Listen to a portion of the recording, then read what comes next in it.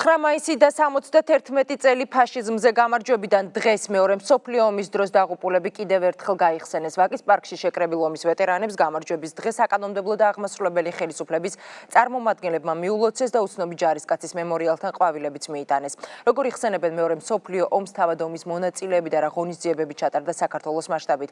ნიკა მუკბანიანი დეტალებით. ბრძანება მოვიდა, რომ 53 წელს უკრაინას უჭირდა მედიცინის მუშაკები. და ეს რომ მთელი ეშელონი მედიცინის მუშაკებისა გამოგზავნეს უკრაინის მიმართულებით. ივლიტა კუჭაიძე 19 წლის იყო, როდესაც ფრონტზე წავიდა. ომში დაჭრილ სამხედროებს მკურნალობდა. დღეს უკვე 99 წლისაა. მეორე მსოფლიო ომის პერიოდს იხსენებს და დარდობს, რომ ბევრი მეგობარი დაკარგა. დავინახე თვითმფრინავები, პატარები დაფრინავდნენ. ესე იგი სურათს იღებდნენ. ემზადებოდნენ დასაბომბავად. რა მიგვიდა იცი?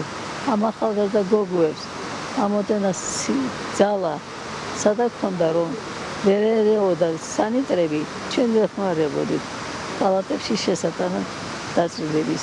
უცნობი ჯარისკაცის მემორიალთან საკუთარ ისტორიებს იხსენებენ ომის სხვა მონაწილეებიც. გერმანელების მიწურებში შეწუხარი გაუწევთ, ჩემ გაუწევთ. ელექტროლები, აგიდა ყველაფერი თქვა. ყვებიან, როგორ რთულ პირობებში უწევდათ ბრძოლა, თუმცა თან ხვდებიან, რომ მოპოვებული გამარჯვება ძირითადად ქართველი ჯარისკაცების თავგანწირვის შედეგია.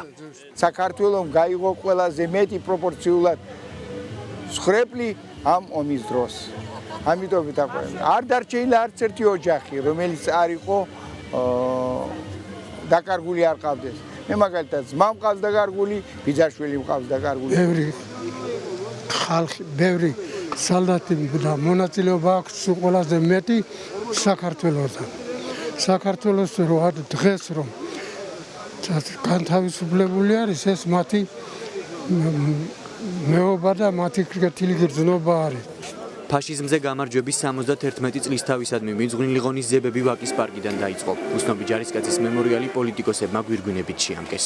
საქართველო გამორჩეული იყო მხედრული სულით და მეორე მსოფლიო ომმა ეს გამოაჩინა და მინდა გავიხსენო ასევე რომ აფხაზეთიდან იყო, საქართველოს აფხაზეთიდან ის გამარჯვებული, ვინც დროშა აფრიალა რაიხსტაგზე. ქართველების მიერ გაღებული სისხლი 300,000-ზე მეტი ჩვენი თანამემამულე დაიღუპა ამ უსასტიკეს ბრძოლაში, ომში და მე დარწმუნებული ვარ, რომ ეს ადამიანები მაშინ საქართველოსთვის იბრძოდნენ. პრემიერ-მინისტრმა მეორე მსოფლიო ომის მონაწილეებს დღეს პირადად უმასპინძლა.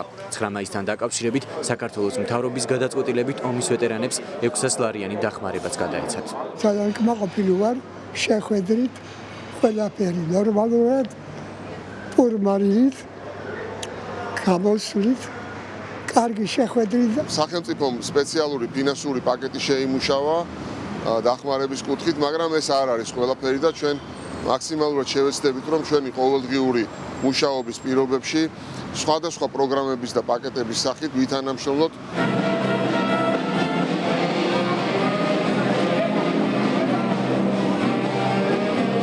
ვეტერანებს პარლამენტშიც უმასპინძლეს. დავით უსუბაშვილმა მეორე მსოფლიო ომის მონაწილეებს სიმბოლური საჩუქრები გადასცა. კიდევ ერთხელ მოგვეცა საშუალება უმასპინძლეთ ვეტერანებს იმ გმირებს, რომლებმაც ფაშიზმზე გამარჯვებაში და ფაშიზმისგან მსოფლიოს გადარჩენაში უდიდესი წვლილი შეიტანეს. ომის ვეტერანებს გამარჯვების დღე პრეზიდენტმა გურჯაანში მიულოცა. გიორგი მარგველაშვილმა 9 ვეტერანი ღირსების ორდენით დააჯილდოვა.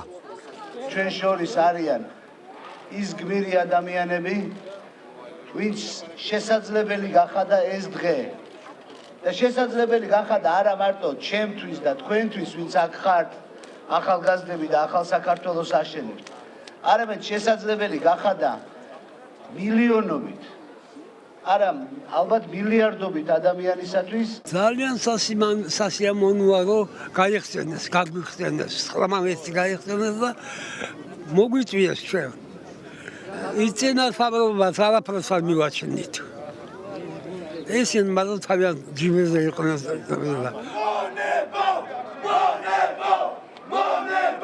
ხმაურის ფონზე აღინიშნა დღევანდელი დღე გორში. კომუნისტური პარტიის წევრებს, რომლებიც საბჭოთა კავშირის დროშებით ქალაქში მსვლელობას აწყობდნენ და სტალინის ძეგლის აღდგენას მოითხოვდნენ, ახალგაზრდების ჯგუფი დაუპირისპირდა.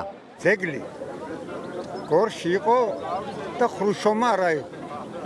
ვერ აიღო კი ხალხმა არ ააღებია და დღეს რატომღაც წინააღმდეგია თვითონ თვითმმართველობა ადგილობრივი და ამიტომ მისი ძეგლის დადგმა არც ისე დიდი პრობლემა უნდა იყოს თუ ამას ხელისუფლება მოინდომს.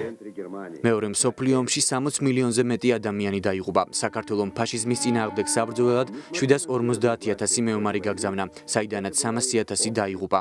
მეორე მსოფლიო ომი საბოლოოდ საბჭოთა კავშირის გამარჯვებით დასრულდა. 1945 წელს გამარჯვების დროშა რაიხსტაგზე ქართველმა სერჟანტმა მელიტონ ქანთარიამ აღმართა. ფაშიზმზე გამარჯვების დღე საქართველოში ყოველწლიურად აღინიშნება.